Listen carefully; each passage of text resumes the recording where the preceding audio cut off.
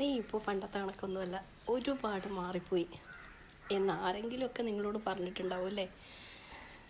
അല്ലെങ്കിൽ നീ എന്താ ഇങ്ങനെ മാറിയത്, എന്താ നിന്റെ മാറ്റത്തിന് കാരണം എന്നാരും അങ്ങനെ ചോദിക്കാറില്ല. ഓ അവരൊക്കെ അങ്ങ് മാറിപ്പോയി, അല്ലെങ്കിൽ അവള് മാറി, ഓ അവൻ്റെ ഒരു മാറ്റം കണ്ടില്ലേ അല്ലേ? കൂടുതലും ഇത് സ്ത്രീകളെടുത്ത് അല്ലെങ്കിൽ പെൺകുട്ടികളെടുത്താണ് ഇത് പറയുന്നത് കേട്ടിട്ടുള്ളത്.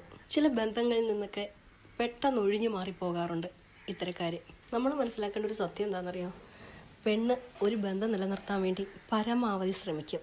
ആ ഒരു ബന്ധം അവൾക്ക് അത്ര ഇമ്പോർട്ടൻ്റ് ആണെങ്കിൽ എന്തൊക്കെ പ്രശ്നങ്ങൾ വരുമ്പോഴും ആദ്യം ഒരുപാട് സഹിക്കുകയും ക്ഷമിക്കുകയും പൊറുക്കുകയും ഒക്കെ ചെയ്യും. പക്ഷെ ആ ഒരു ബന്ധത്തിൽ അവർ ചതിക്കപ്പെടുകയാണെന്ന് അറിഞ്ഞാൽ പിന്നെ ഇതൊന്നും അവരിൽ നിന്ന് നിങ്ങൾ പ്രതീക്ഷിക്കരുത് കേട്ടോ.